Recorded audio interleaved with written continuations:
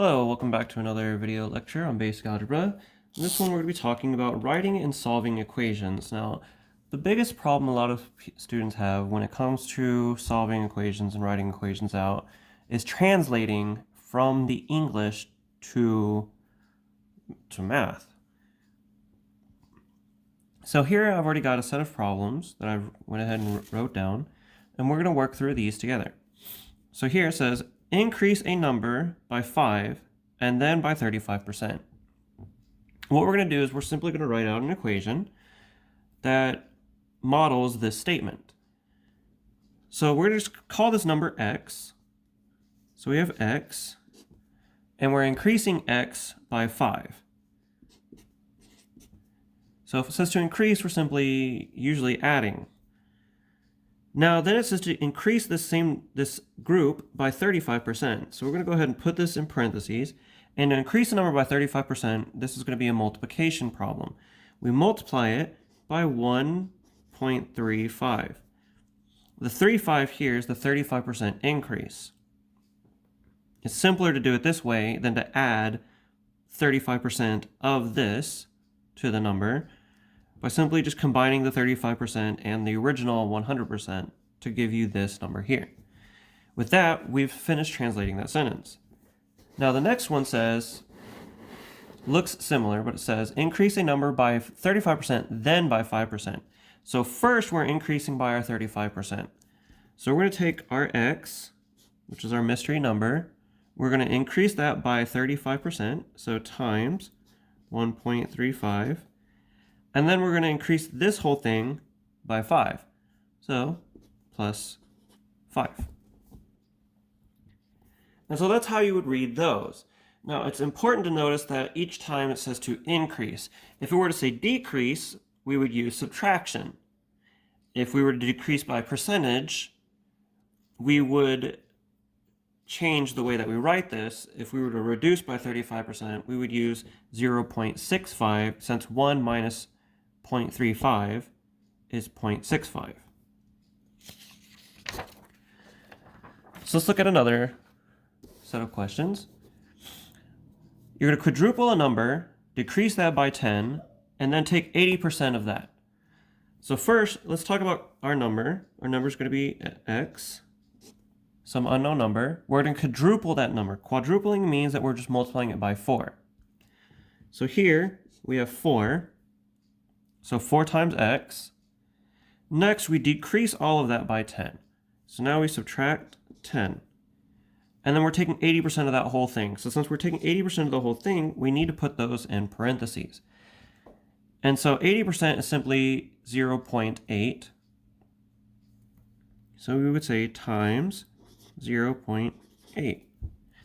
And we have completed writing out our expression based upon the statement given to us. So let's look at the next one.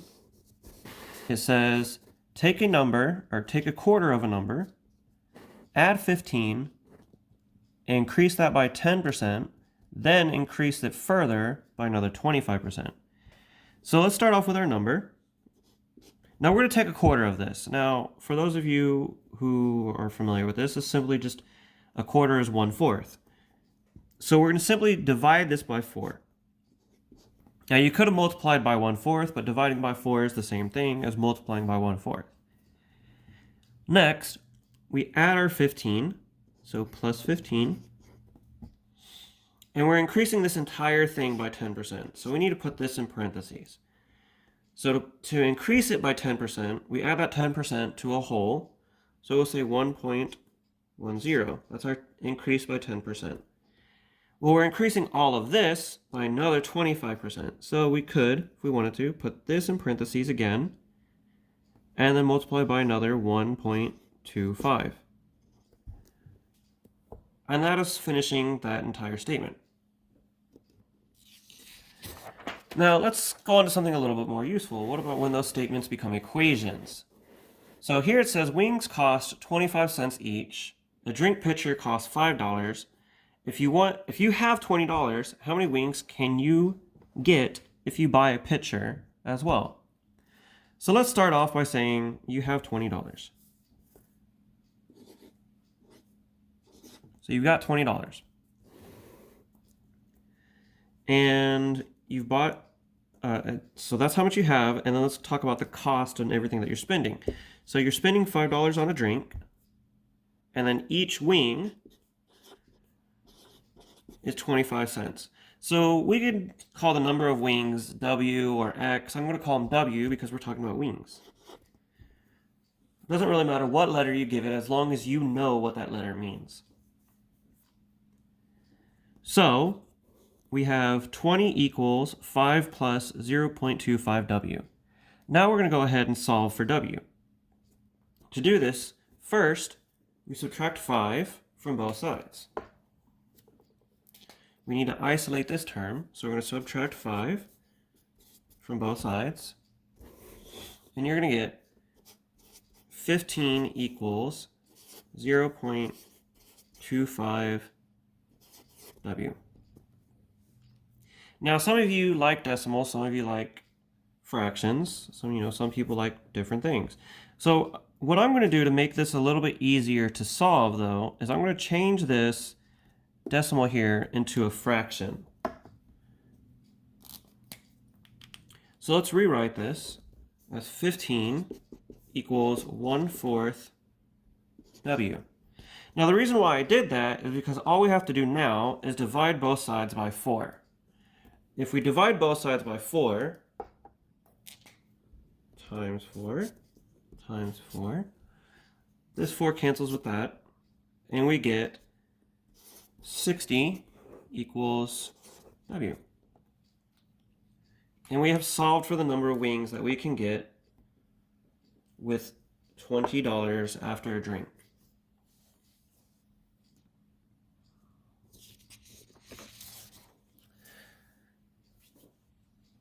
So here's another one that we have. Two numbers sum up to 40. One number is 8 more than the other.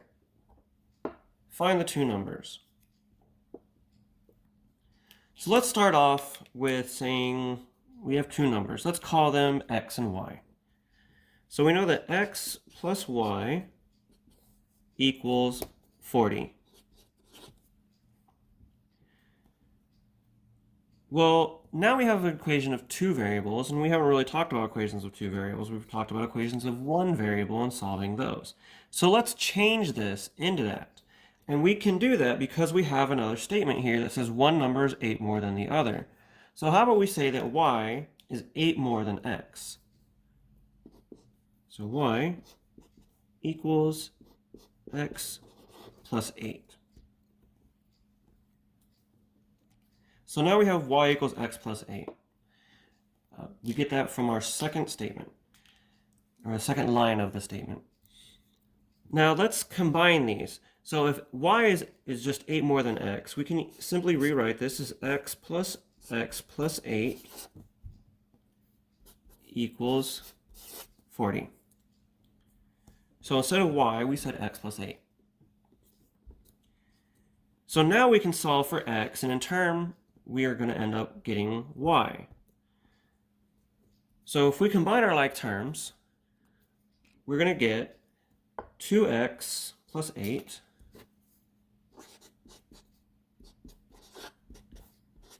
equals 40. Subtracting 8 from both sides, we get 2x is equal to 32.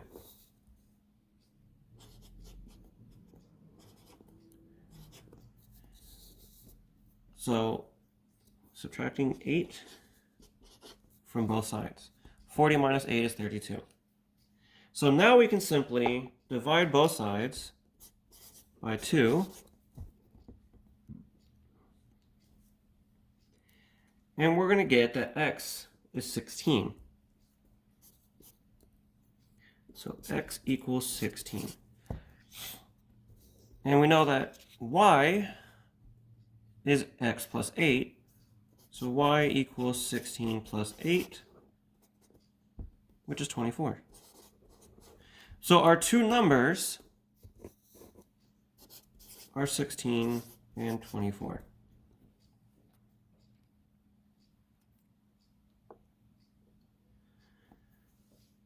So let's look at something that's a little bit more difficult. We have here that an online retailer is selling used books for $5.99 and you have $50. How many books can you buy if you pay 7.5% tax, sales tax, plus an additional 10% of the total purchase price, including tax, for shipping? Well, the first thing we need to do is try to write this out into some sort of equation. So we have here $50. And each book, let's say the number of books we're going to represent as X, is $5.99. So $5.99 times the number of books you buy. Now for every book you get, you're going to pay 7.5% sales tax. So let's go ahead and tack on that tax.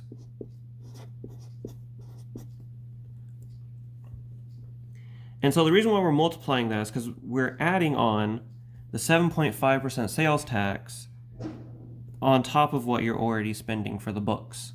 So this 0.075 here is the 7.5% sales tax. Now we're adding another 10% for shipping. So then we would do this. And that's our additional 10% for shipping.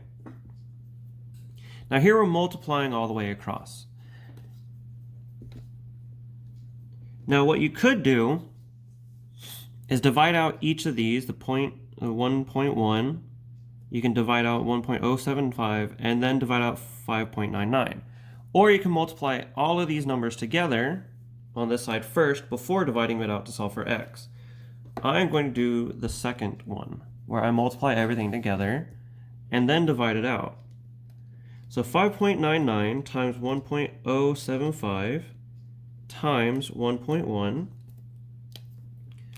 This equals, let's rewrite everything, 7.083175x.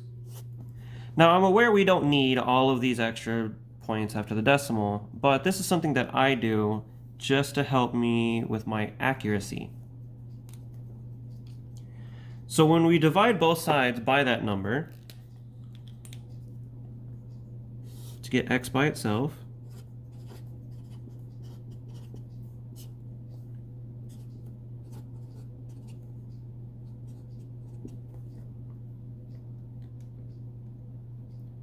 so 50 divided by 7.083175, you'll get that x equals 7.05898138. Now, we're talking about the number of books, and you're not going to buy a fraction of a book or some decimal, version of a book. So in this case, we ignore everything over 7. If it was less than 7, say 6.94, we would still only go for 6 because you can't buy 7 books and stay under 50. But in this case, we can, because the number that we got was over 7. So in this case, we just say simply that x equals 7. If we plugged in 7 into this original equation that we had, you'd find out that we'd spend about $49.58, which is fine because it's less than $50. So in this case, we're perfectly fine with saying that x equals 7, so you can buy 7 books.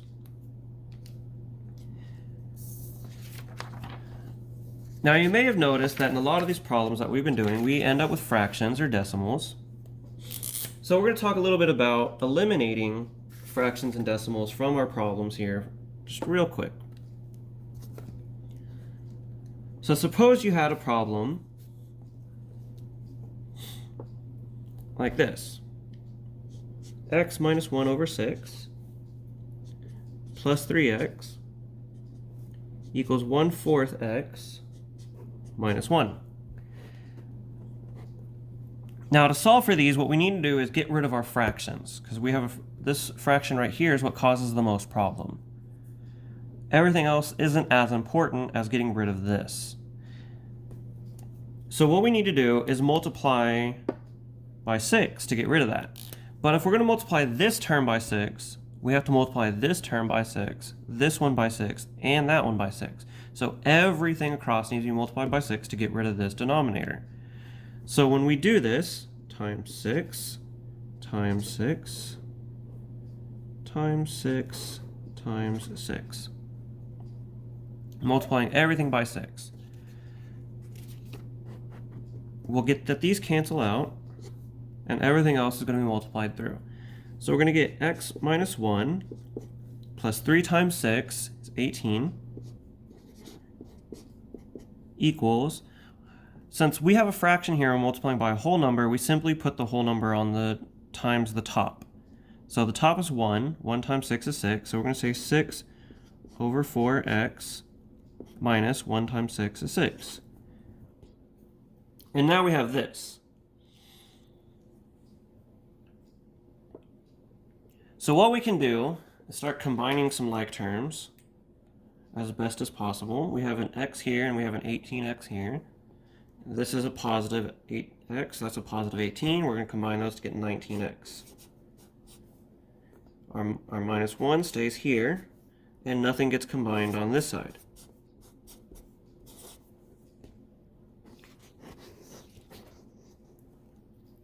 But now we have a fraction on this side that we need to take care of. So what we want to do is, once again, multiply everything by 4. Now if you don't want to do that yet, we can go ahead and move this 1 over, and that could make things slightly easier since we're not multiplying as many terms. So actually I think we're going to go ahead and do that. Let's go ahead and add 1 to both sides. You're going to get 19x equals 6 over 4x minus 5. And 6 over 4 actually simplifies down to 3 over 2. And I'm going to go ahead and do that because it makes it a little bit easier to work with. 19x equals 3 over 2 x minus 5.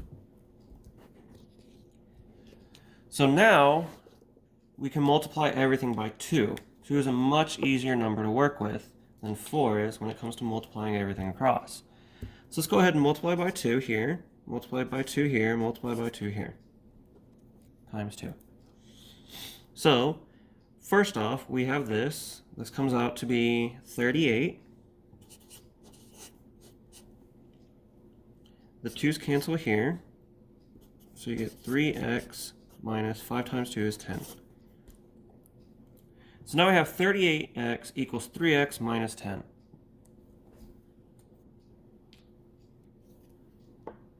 So next we're going to go ahead and subtract 3x from both sides, and we're going to get that 35x equals negative 10.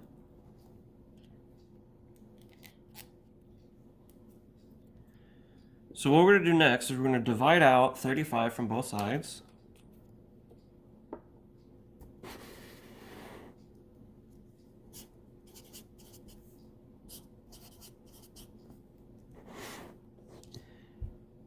And this gives us x equals negative 10 over 35. And since you can divide 5 out of both of these, this is negative 2 over 7. And that is how we get rid of fractions. With decimals, you're going to want to multiply both sides. We're out of time for this video. I'll go ahead and touch on that one in the next one, and I will see you all later.